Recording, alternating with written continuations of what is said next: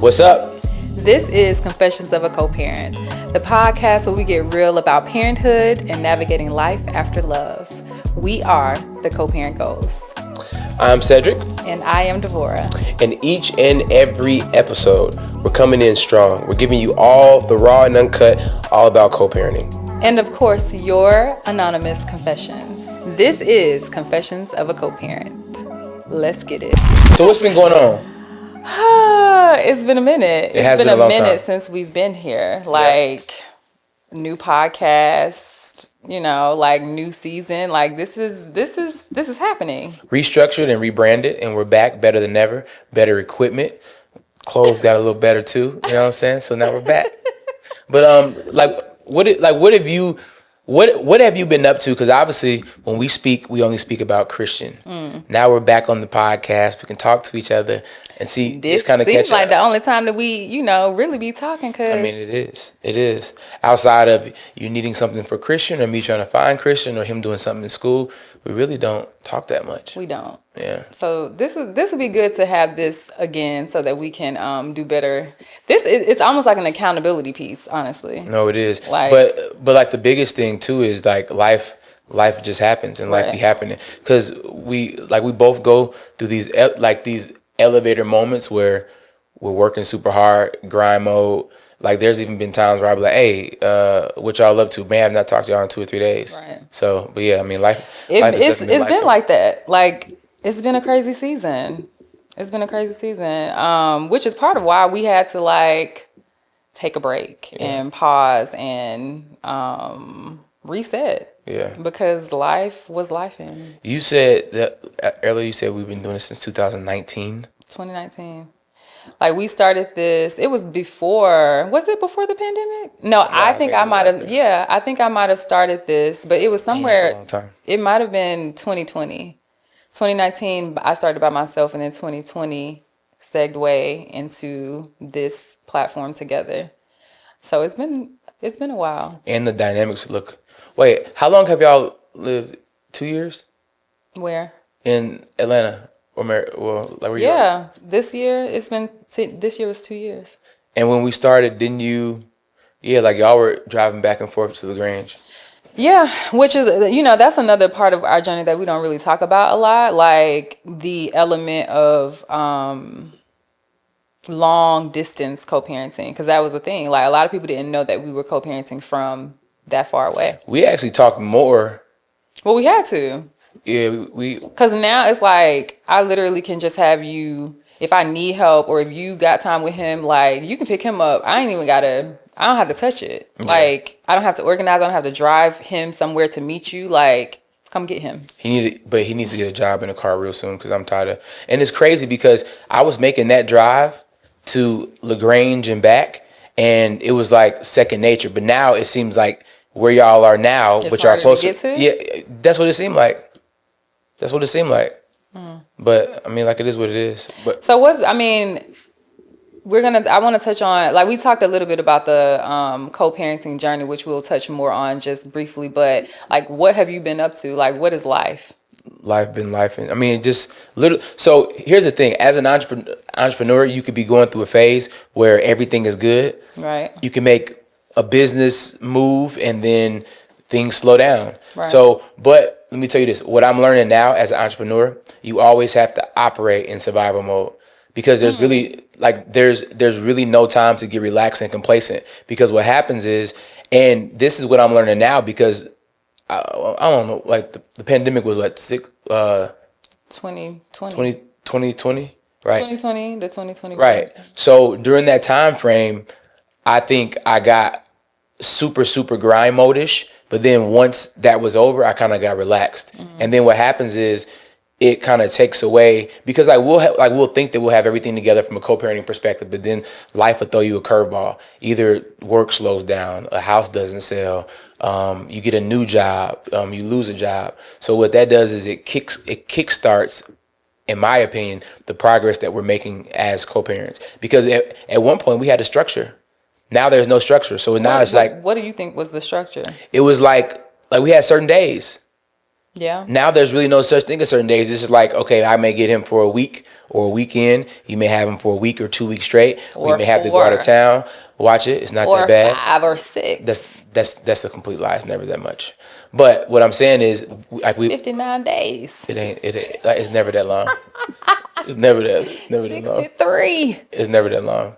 But I'm saying that to say, like, we always got to call audibles, like as entrepreneurs. But Yeah, no, that was definitely communicating the boundaries and the thresholds, because the way that we co-parent, there is a high level of flexibility. There has to be. yeah, Which, you know, for some co-parents, they have to be very, very, very, very strict and rote. But for us, if we were like that, it actually would work as a disadvantage for us versus Correct. like the setup that we have now. So there's that. But then within the flexibility, there's not a lot of structure.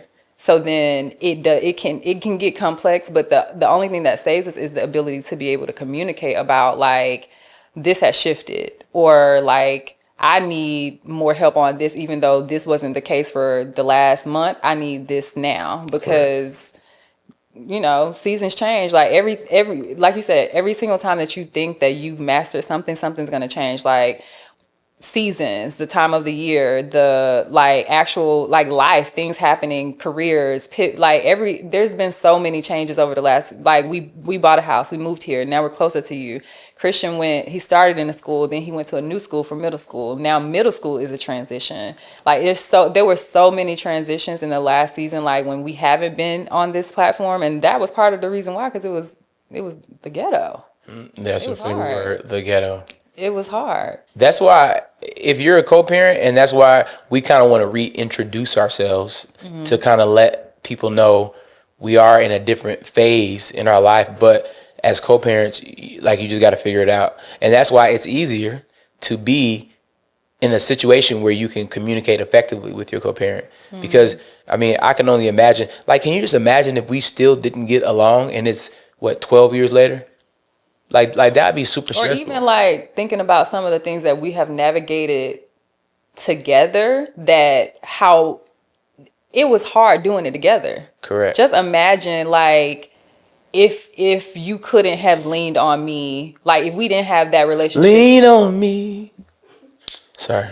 If we didn't have that relationship where, like, you could be like, yo, I can't get him for this or whatever, or if something for me, like if we didn't have the relationship where I could say, hey, I'm struggling with this, like I need help with this, you know what I'm saying, where there's actually someone considering that that's happening to me. I can't even imagine like going through the last 2 years that I went through and it be with somebody that I can't even talk to. Yeah. Or tell my business. I'm not gonna lie to you. I do think, because as I've gotten older and I've heard different stories and scenarios, we have a unique situation. And that's just what it boils down to. Because, I mean, I know people that have been married since college and they've gotten divorces, and they were like white on rice. Now they can't stand each other. And I'm looking like, if you were in a situation with when you're married to somebody and then you get a divorce, you guys are now co-parents. But Right. Do you know the amount of healing that it'll take for them to even have a cooperative experience? Like, I'm looking at our situation, I'm like, dang, I think we both are lucky, because we could be stressing each other out. Oh, Big for time. sure. Big For time. sure. But I think that for me was one of the reasons why I wanted to create this space. Well, I take it back. Originally, it was just because I saw the benefit or the impact that it had on Christian, that we were able to kind of like work with him and work through things as he was navigating this transition of us breaking up or whatever. Like, I saw the benefit of that. So then it was just like, I really feel compelled to share that. You know what I'm saying? So I think us coming back to this space 5 years later, trying to revitalize and relaunch and like reintroduce ourselves again to the world as co-parents, it's needed, because it does feel like this is abnormal. You know what I'm saying? Like it does look unrealistic to a lot of people. So just like, But the amount of work that we utilizing- put in, though, I mean, like, even, and we've talked about that on previous podcasts, it's the amount of work that we do off screen and like not in each other's presence. Like, that's, I think that's the big thing. And essentially, I think we both have the same end goal. That's peace. So then, just just real quick question, and we'll transition. But like, Yes. some people can't like this. Like I said, this looks too good to be true to a lot of people. So what do you have for people that are in a space and they're looking at us like It's cheaper to keep her. I'm just joking. You're joking, but that is true. That because man, I guess it depends. It's just the consistency of the payments, the monthly payments are just killing me, and but I do think it is cheaper to keep her. But at the end of the day, you don't know who you're dating until they go through different seasons, and I've told that on the past podcast episodes that we had. You like if you're not dating somebody and you don't get to see it, and I keep using the analogy summer, winter, spring, and fall. And those analogies are similar to a person, you're dating them, they're poor, they may have some type of traumatic life experience that happens to them. They may be super, super happy, a huge promotion, but then what happens if they lose their job? So you got to see the person that you're dating in all those scenarios. Mm-hmm. So my advice, I mean, I think for us specifically is just that you got to come to the table as healed as you can. Right. Because a lot of the unhealing that you think is healed when you get with somebody is only, like it only intensifies. But I think for us, we met so early that now we're in a position where, because you're 50 now, and right. I'll be 62 next month. Exactly. So the thing about it is that now we're older and we're more mature, like on a serious note. So I think like now we've worked on the things that we had to work on, but really the advice is just you got to really get to know your person. Well, I was also having a conversation with someone yesterday, and we were talking about like you, but drop the name. Who was it? Pertaining to you as my co-parent. Who was it? The thing is, the experience was ghetto. What? The experience that I had with you upon meeting was ghetto, but you like at the root and the core of who you are is good there. So I know that we're saying like, do the work, heal. But to your point of who are you dating, it matters because that person, whatever that character is, whatever that core is, whatever that the bottom of them is, that is who you're going to get. So this experience would have been different for you if my core was different. Like, yes, I had to go work on certain things, but like the core is good. You know what I'm saying? If that makes any sense. Kinda. So yeah, explain that again. So you're saying that, yeah, explain that. How are you confused by that? I mean, I was trying to follow, but you lost me. So I'm basically saying that, yeah, you was making poor decisions when I dated you, but like you still, you're a decent person. Oh. That's essentially what I'm saying. Yeah, but then I agree with that. How did you not hear that from based off of what I said? I just thought you were saying something else. So what did you think I was saying? I don't know, but I didn't think you were saying that. So I mean, but I agree. I agree. Like I agree 100%. That's why people can't find no successful relationship because people don't understand nothing. They sure don't, because I sure didn't understand what you were saying. And I was sitting here trying to follow you, like, yeah. But were you actually listening while I was talking? I was listening, but then I was literally you zoned out. I would know I was right here, and then I just fell off the cliff. I was like, what do you mean? But think about this: who meets somebody in their early 20s? And you say, ooh, I wonder what this person is like when they go through X, Y, and Z. Nobody does that. I know, but that's what we have to start thinking about. Yeah, people have to do that now, but the majority of people that aren't together, they didn't think about that. It was probably either instant gratification or something physical. Yeah, people don't know. Like, people have to get to know each other. Yeah. Like, who are you actually dating? I agree. But, I mean, it's just hard because you could be dating somebody and you would think that the best person in the world, and then something, like I said before, something happens and you'd be like, who is this person? Or you wake up one day like, I didn't think that he or she would do that. So you really never know. But see, okay, now I'm going to answer your question. For me, I'm an energy person, right? So I think if you have the proper gauge to feel someone's energy and it has never steered you wrong, I think that's the best indicator to kind of determine if that's a person that you want to try to work with. Because like me, I can detect the person's energy just walking into a room. But you also had to get to the point where you could actually decode what you were feeling from people over time. Yes and no. Yes and no, because people's actions is what basically tells you.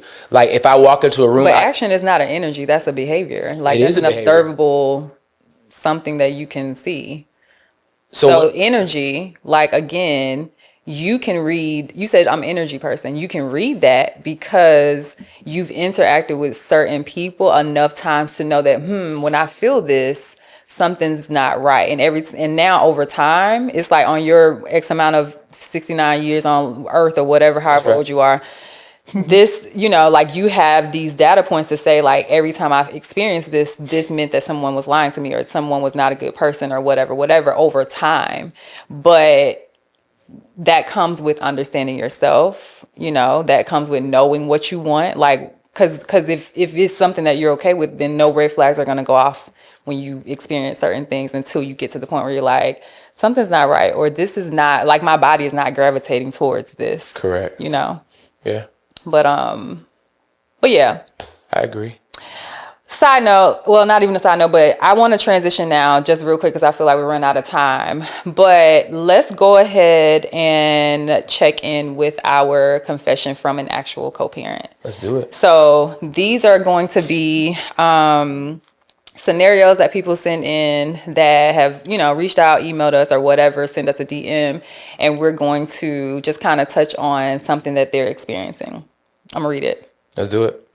Me and my co-parent have been separated for a year, and I keep wondering if I made the right choice. Some days I think I should have stayed just so my kids could have both parents under one roof. Do you think it's better to stay together for kids or separate for peace? I'm gonna go back to relevant examples. A lot of my white friends, they stayed married and they stayed in the same house until the kids turned 18. And once the kids turned 18, they was gone. But I think, You don't think black people do that too? nah, but black folks packing up and getting up out of there. That's a lie. Like you come, man, black people, I mean, I don't want to sound silly, but I think the best thing to do is basically try to work it out. And if you can't, I think it weighs a toll on the children when you kind of like when the children are used to having two parents and then all of a sudden they split. Because I mean, even our son went through. I think like some of the things that he does is a pure reflection of not having two parents in the house. Like I just think that it just negatively impacts the child. So I would try to stay. But then again, you could be in a situation where you try to stay and then your children see a very unhealthy situation. So it's a very good question. But I think it all boils down to what the end goals are of each one of the parents. I feel like people can have poor experiences whether their parents are together or not. Like I know I was raised in a 2-parent household, and there were experiences that like I've had that, and I had both parents. So I don't think that you staying together for the point of having two parents, because at the end of the day, even to the point of this platform, a child can still have both parents. They just might not have both parents living in the same house. But if you have two parents that are willing to co-parent, then it's like your child is not necessarily at a deficit any more than the child that's out of the home necessarily. But it is extra work. It is a lot of work because, like even the instances of like what you just said, I feel like there are certain things that have impacted Christian with us not being together, or I would say more so because him growing up having a father in the house to make sure that certain things are done, or he sees certain things like responsibility, those types of things, he probably would have had more exposure to, you know what I'm saying? Or like even just simple waking up on a Saturday morning to go play football. Like we're now, because of how he was raised, he doesn't have that inkling like a lot of boys who are around their fathers consistently, because he's not around that every day. You know what I'm saying? But it's not that still, it doesn't mean that couldn't still have happened. Would there have been a lot more effort? And then our situation, it was long distance from jump. So that would have been tricky still. But let's just say that I live where I live and you live where you live, and Christian was 2 or 3. If it was a matter of like, hey, I want to wake up every Saturday morning, create this routine with him so he gets used to X, Y, and Z, you could still do that. Yeah. You know, it might look different. It may not be on the cadence in which you would like it to be, but it's still like there's still ways for these things to take place for your child so that you feel, and not even feel that, so your child is not at a deficit just because the two parents are not together. And then for the question of peace, I feel like that's like pertinent to survival, because life is already hard. Yeah. So it's like, how much can I actually handle if I'm not at peace? How well of a parent could I actually be, whether you're the father or the mother? Especially, I ain't gonna say especially the mother. I want to say because most of the kids are majority with the mother. But if I'm not at peace, it's just speaking for myself.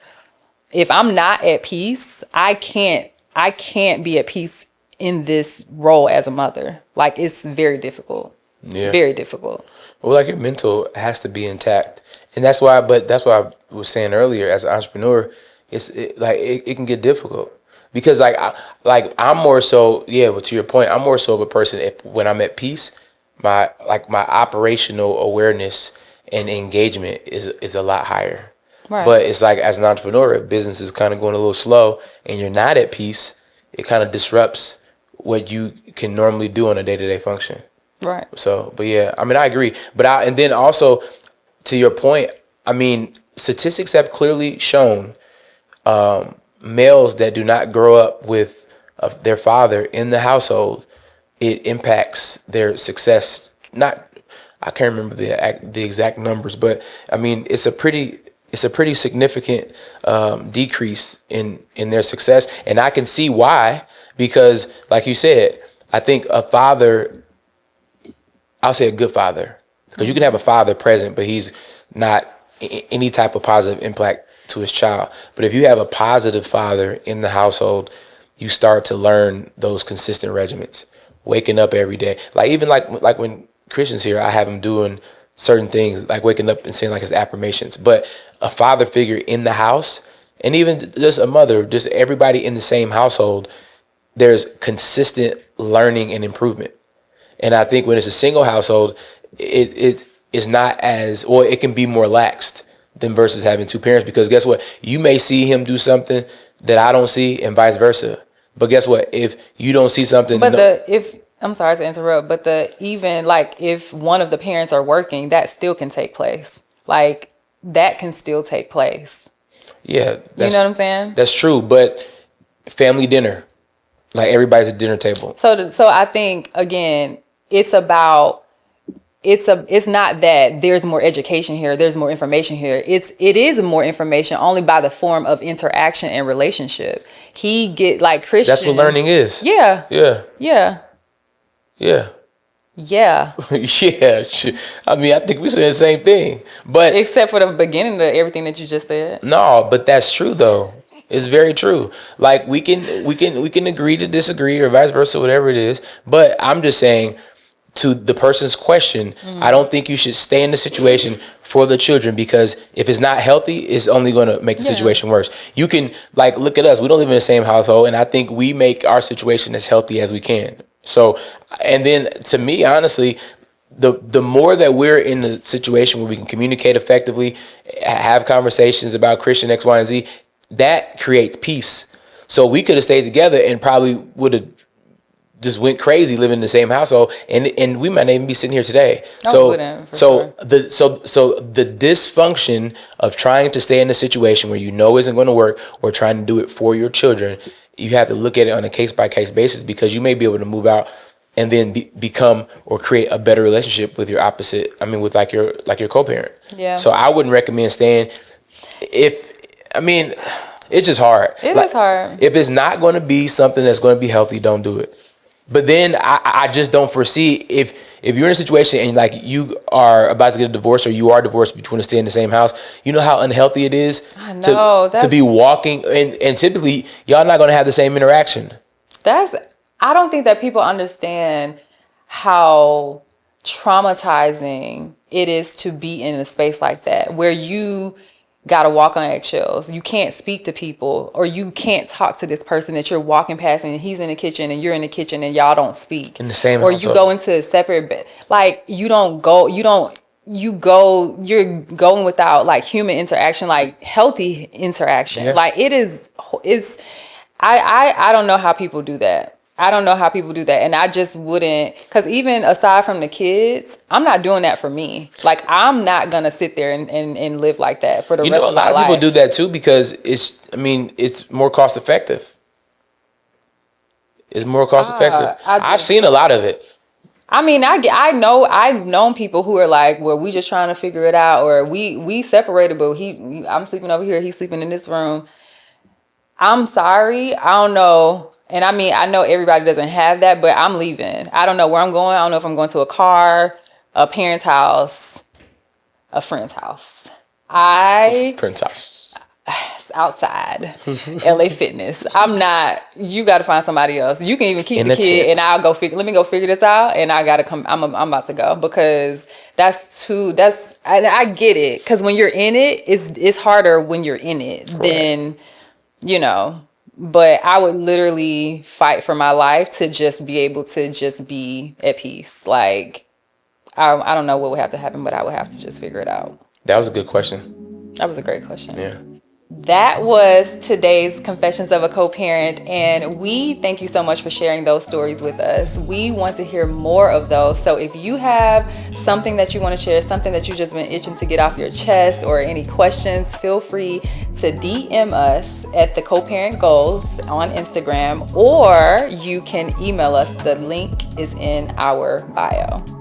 And we're back, obviously. This is our first episode of our relaunch. We're excited. There's a lot more material and great things that we have in store for you guys. Make sure you guys stay tuned. And as Dee said, follow us at the Co-Parent Goals on Instagram and YouTube.